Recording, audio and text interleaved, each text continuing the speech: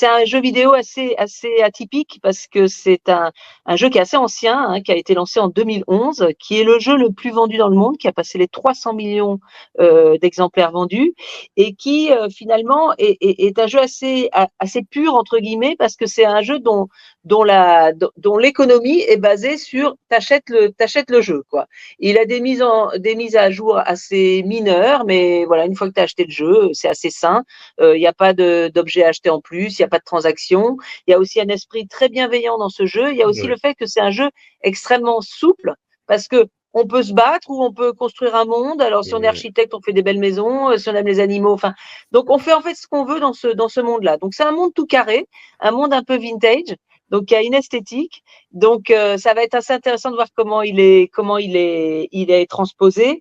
Il ressemble, je pense, dans l'esprit, à la fois en tant que jeu et en tant que film, à Lego, à l'esprit Lego, c'est-à-dire on se prend pas au sérieux et puis on représente quand même une culture, enfin un élément de la culture populaire. C'est un studio scandinave à l'origine, un Mojang, qui a été racheté par Microsoft, parce que Microsoft est très discret sur son empire du jeu, mais qui est considérable, le jeu vidéo.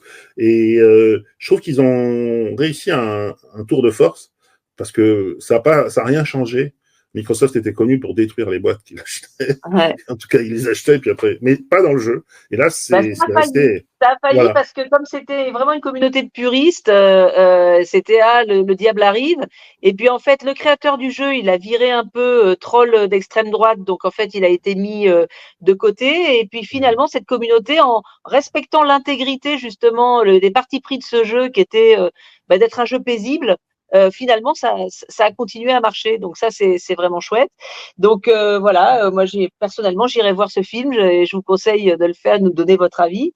Et puis, s'il a le même succès que Lego, c'est pas mal parce que Lego a fait pratiquement 500 millions de dollars de recettes. Je pense que c'est important ce que tu disais aussi sur la communauté qui est autour. Je trouve que c'est un exemple presque pur, en tout cas très réussi, d'une communauté de gens qui sont passionnés, qui s'amusent. Je pense qu'il y a tous les âges. Hein, c'est pas du tout. C'est perçu comme très jeune, très gamin dans sa forme. Mais je crois qu'on va voir si cette communauté va voir le film, se déplace. Mais je crois que, enfin, tous les plus grands succès de cinéma récents sont souvent des adaptations de jeux vidéo.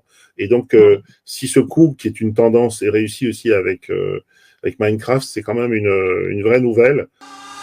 Il y a beaucoup de second degré. Ouais. C'est justement un seau d'eau pour amortir notre chute. Largage.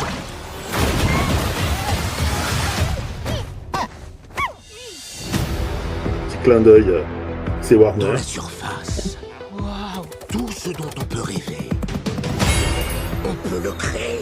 Donc ils ont construit tout ça. Ouais, la plus grande partie.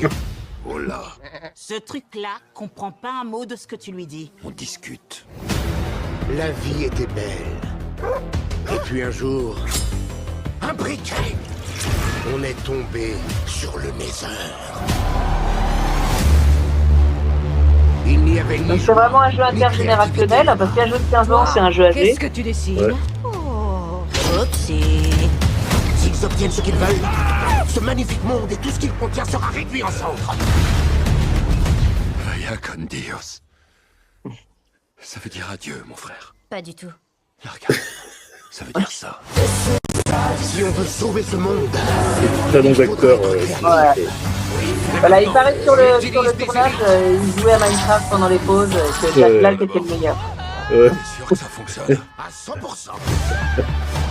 Non mais Voilà, il y a eu longtemps une malédiction de l'adaptation des jeux vidéo au cinéma, et puis finalement, je crois qu'ils commencent à trouver vraiment le joint, et aussi beaucoup d'opérations marketing autour, ouais. très sympa parce que l'univers est très identifiable. Et Bah en fait, voilà. je dirais qu'il y a eu Nintendo, hein, et puis il y a eu aussi les poupées qu'on a tous en tête.